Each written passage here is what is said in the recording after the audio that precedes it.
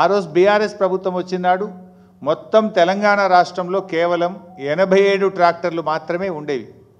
గ్రామాల్లో చెత్త సేకరణకు 87 ట్రాక్టర్లు మాత్రమే ఉండేవి. కానీ ఈరోజు 12,769 గ్రామాలకు 12,769 ట్రాక్టర్లను సమకూర్చి చరిత్ర సృష్టించింది బీఆర్ఎస్ ప్రభుత్వం. అసలు గ్రామ పంచాయతీలకు ఈ దేశంలో అవార్డులు ఇస్తే తెలంగాణ పల్లెలు లేకుండా అవార్డులే లేవు. గ్రామ పంచాయతీలకు కేంద్ర ప్రభుత్వం ప్రతి సంవత్సరం అవార్డులు డిక్లేర్ చేస్తే ఉత్తమ పల్లెలంటే తెలంగాణ పల్లెలు, ఉత్తమ మండలాలంటే తెలంగాణ మండలాలు, ఉత్తమ జిల్లాలు అంటే తెలంగాణ జిల్లాలు ఉండేవి.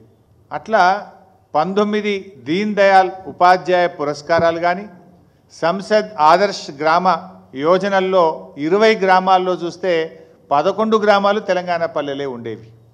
ఈ రకంగా ఎన్నో అద్భుతమైనటువంటి అవార్డులను తెలంగాణ సొంతం చేసుకున్నదంటే గతంలో బీఆర్ఎస్ ప్రభుత్వం చేసినటువంటి కృషి. కానీ ఇలా కాంగ్రెస్ పాలనలో గ్రామ పంచాయతీలు కూనరిల్లుతూ ఉన్నాయి.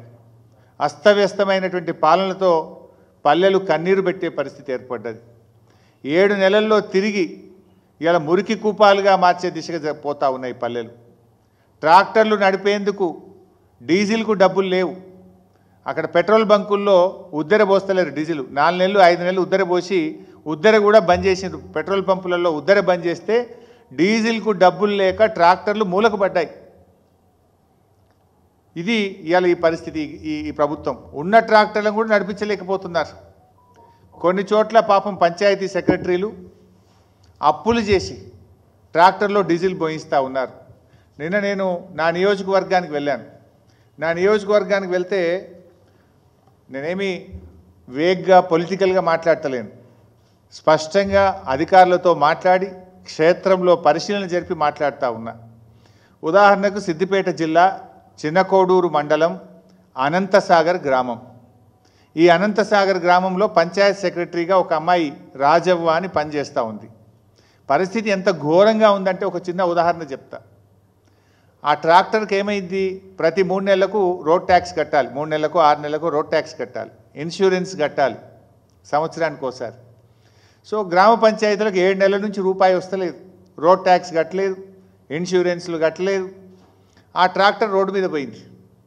చెత్త సేకరించుకొని పోతుంటే ఆర్టీఓ డిపార్ట్మెంట్ వాళ్ళు ట్రాక్టర్ను పట్టుకొని దీనికి రోడ్ ట్యాక్స్ కట్టలేదని సీజ్ చేసిండ్రు. అరే ఇది గ్రామ పంచాయతీ ట్రాక్టరు, గవర్నమెంట్ ట్రాక్టర్ అంటే కూడా నథింగ్ డూయింగ్, రోడ్ ట్యాక్స్ కట్టలేదని ఆర్టీఓ ఆఫీస్ వాళ్ళు సీజ్ చేసి దాన్ని పోలీస్ స్టేషన్లో పెట్టిండ్రు.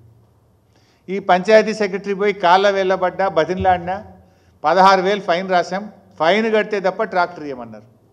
గ్రామ పంచాయతీలో రూపాయి లేదు.